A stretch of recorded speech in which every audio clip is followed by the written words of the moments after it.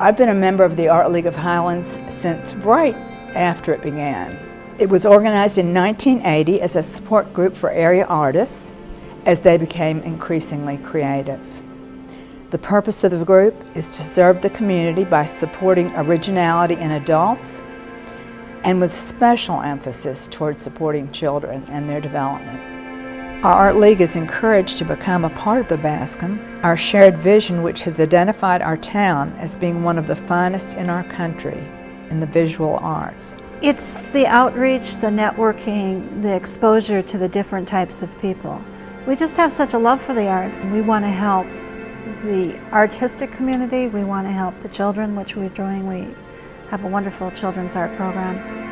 And we want to be able to help the Bascoms. It is a way for the community and artists and even people that are just art lovers to get exposure to a lot of different kinds of arts and different kinds of artistic philosophies.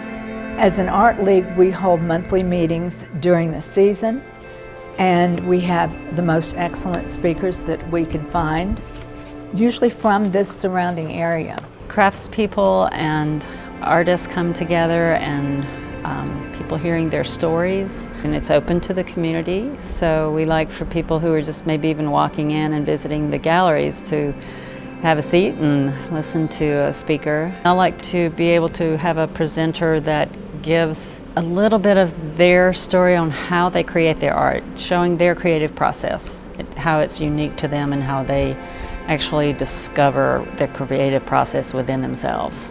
A wonderful artist did a presentation for the Art League on natural pigments, and it shows people the beauty and natural things within the earth that can be used for an art form. And the way that she does it, it was very inspirational. The Art League had a presentation by a woman that did amazing architectural glass.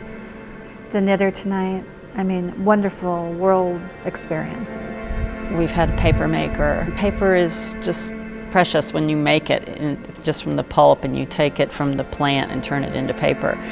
Just like fibers taken from the sheep of a wool, for instance, and turned into a beautiful sock. I think that it's just interesting to have that sort of transformation and to let people see that. I really think of myself as a fiber artist that uses knitting as my medium. You know, I really feel strongly that some of the traditional crafts, if you will, can be seen in a new light. And just because knitting has been going on for thousands of years doesn't mean that it has to be interpreted in the same way it's always been done.